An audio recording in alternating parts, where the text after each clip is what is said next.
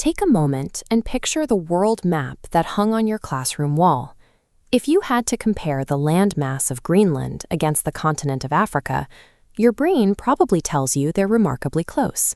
The actual math tells a different story. Africa spans 30 million square kilometers, while Greenland covers just over 2 million.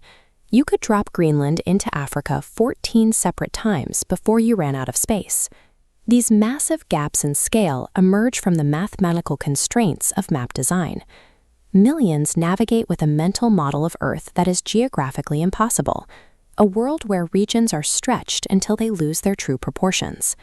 To see how this happens, we have to look at the planet exactly as it is. No borders, no printed names, and no defined top or bottom, just a continuous sphere floating in an absolute void. The trouble begins when you try to replicate that three-dimensional sphere on a flat two-dimensional piece of paper. Mathematically, it cannot be done. Think about peeling an orange. If you try to take that curved rind and press it flat onto a table, it resists. To get it to lay level, you have to tear the edges, stretch the material, or let it physically break apart. Cartographers face this exact physical boundary. When projecting a globe onto a flat surface, you are forced to choose. You can preserve exact shape, precise distance, true compass direction, or proportional size, but you can never preserve all four at once. Because every flat map is a compromise, it can only reveal one truth by obscuring another. By the 1500s, European empires were pushing ships across oceans, expanding trade routes, and charting unfamiliar territories. Out on open water, sailors relied entirely on tools like the magnetic compass to reach their destinations. But following a straight compass bearing across a curved ocean surface is complex. The physical curve of the Earth required navigators to continuously recalculate their course, making long voyages treacherous. In 1569, Gerardus Mercator set out to solve this navigational crisis. He invented a layout where a straight line drawn on a map perfectly matched a straight compass direction on the water. To achieve this, Mercator projected the surface of the Earth outward onto a cylinder wrapped around the globe. Once that cylinder is unrolled, compass bearings run in straight, predictable lines. For sailors, this geometry was a practical success.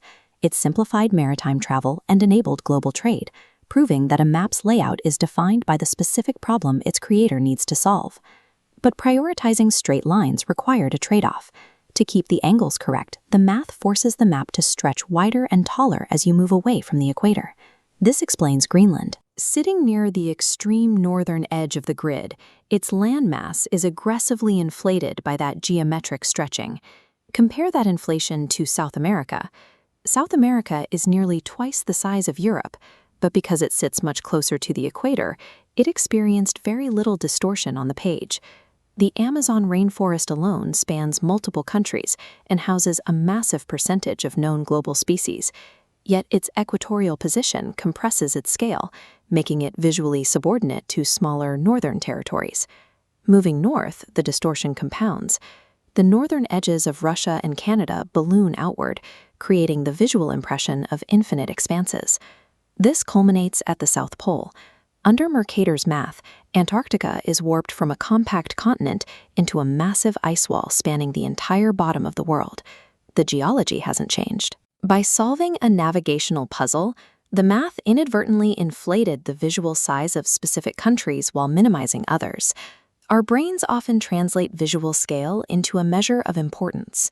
When a map makes the northern hemisphere appear significantly larger than the south, it creates a visual hierarchy, associating physical size with global dominance. That hierarchy is reinforced by another cartographic habit, placing north at the top. There is no law of physics dictating this orientation. In the vacuum of space, the concept of up does not exist. The Earth orbits without a ceiling or a floor, indifferent to how we choose to look at it. Placing north up was a convention popularized by European mapmakers who placed their own coordinates at the top of the canvas. Placing south at the top is just as geographically and mathematically valid. Our spatial orientation is an inherited habit of history, not an objective rule of nature. Unrolling the cylinder requires a subjective choice. Every flat map must start somewhere. meaning the cartographer must choose which ocean or continent to slice down the middle. Slicing through the Pacific places Europe, Africa, and the Americas in the center. But a Pacific-centered map reorders the layout of the entire world, pushing standard global powers out to the fringes. The Earth has no physical center point. Whoever holds the pen simply decides where the visual focus begins. These distortions are the pragmatic results of an impossible mathematical puzzle. Maps are not passive reflections of the Earth, they are active interpretations. Every projection carries a bias that shapes how we perceive the world and our place within it.